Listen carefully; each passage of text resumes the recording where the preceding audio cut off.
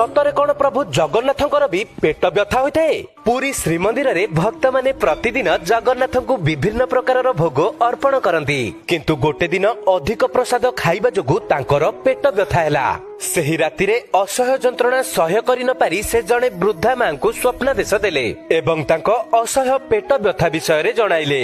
वृद्धा मां जनक एसबु शुणी परदिन सखाळु किछि लिंब पत्रर रस को नहीं श्रीमंदिर पहुंचीथिले, किंतु दुर्भाग्य मंदिर बाहर थिबा किछि ब्राह्मण वृद्धा मां को अटकाइथिले एवं तांको हातरे धरिथिबा सेही लिंब रस को अपवित्र कही फोपाड़ी देइथिले।